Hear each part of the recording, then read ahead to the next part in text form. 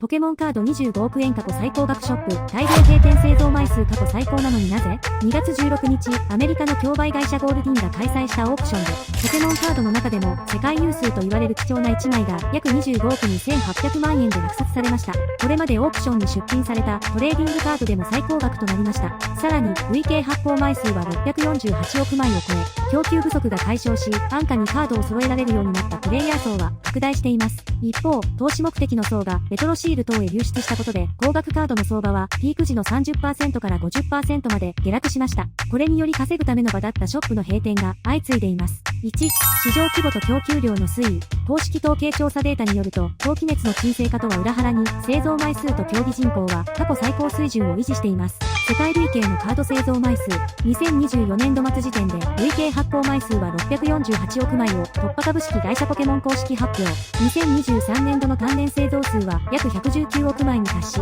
コロナ禍前の2019年度約21億枚と比較して約 5.6 倍の増産体制となっています。国内玩具市場の動向。日本玩具協会の発表によると、2023年度のカードゲーム市場は2774億円前年比 120.2%。2025年以降は成長率が鈍化し、中古市場二次流通の取引額はピーク時の推計から約 40% 減少したとの市場分析があります。市場規模。2026年現在の推計でも、国内 TCG 市場の約 40% から 50% をポケモンカードが占めていると分析されており、単体で1200億から1500億円規模の経済圏を形成しています。世界市場も巨大です。2025年時点の全世界コレクタブルカード市場は約236億ドル約 3.5 兆円とされ、2026年には274億ドル約4兆円を超えると予測されています。ポケモンカードゲームは世界全体の TCG 市場で約 12% のシェアを保持しています。プレイヤー人口の拡大。2025年に開催された世界大会 WCS 及び日本国内の大型公認大会の応募者数は過去最多を更新。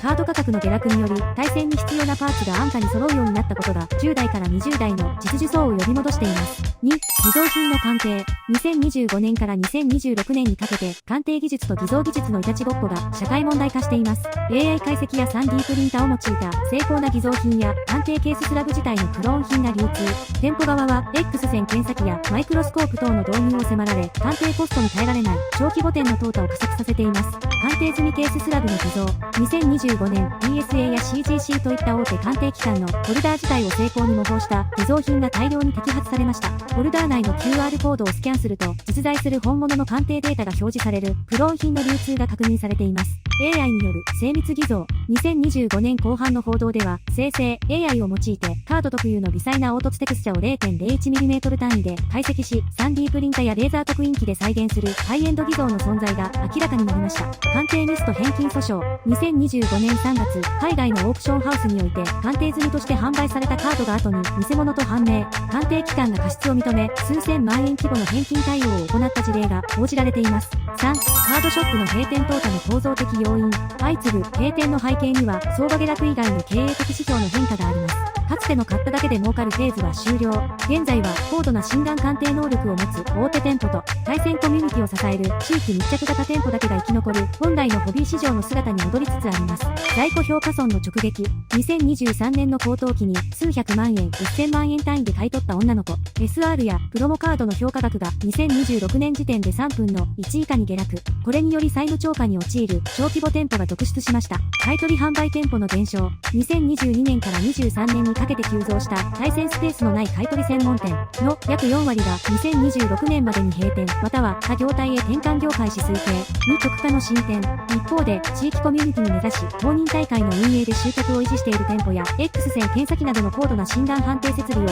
導入した大手チェーンは、プレイヤー需要を取り込み安定経営を続けています。4、技術的な背景。悪化が良化を駆逐する最新の偽造技術があります。素材のハイブリッド化。安価な本物のカードから表面の層だけを剥離し、高額カードの偽造印刷面と合成する手法が確認されています。紙質や手触り、透過検査をすり抜けるため、店舗側の鑑定コストが大幅に上昇しています。シール市場への流出。2025年末以降、転売目的の資金投機マネーは供給量が極めて限定的で、偽造がより困難とされるレトロシールやシリアルナンバー入りカードへと移行しており、これがポケカ中古相場の下落に拍車をかけています。税金。ポケモンカードポケカの売却や取引に伴う税金については、その取引が趣味不用品処分か営利目的転売副業か、また1枚あたりの価格によって扱いが大きく変わります。1、趣味不用品の処分の場合、自分のコレクションを整理するために売却した場合は、原則として非課税です。30万円以下のカード1枚、または1組の売価が30万円以下のカードは、生活に通常必要な動産とみなされ、いくら売っても税金はかかりません。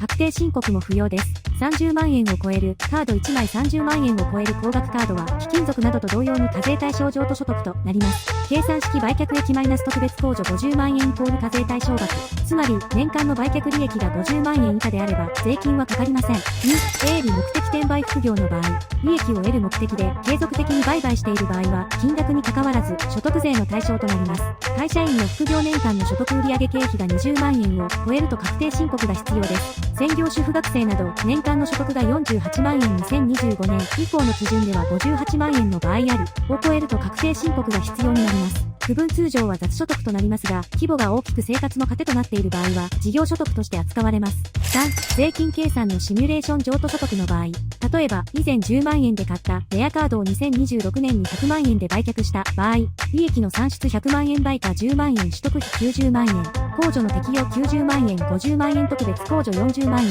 課税対象40万円が譲渡所得として他の所得給与などと合算して課税されます。所有期間が5年を超えている場合は、この金額の半分20万円が課税対象となります。25億円カードだと、長期計算に当てはめると約8億円の税金がかかります。こちらも巨額ですね。結論、2026年現在の状況は、市場の崩壊ではなく、異常な価格を支えていた投機資金が抜け、対戦という本来の価値に基づく実需相場への回帰プロセスであると言えます。税金も所有目的で変わります。いかがでしたか？この情報が役に立ったらいいねとチャンネル登録お願いします。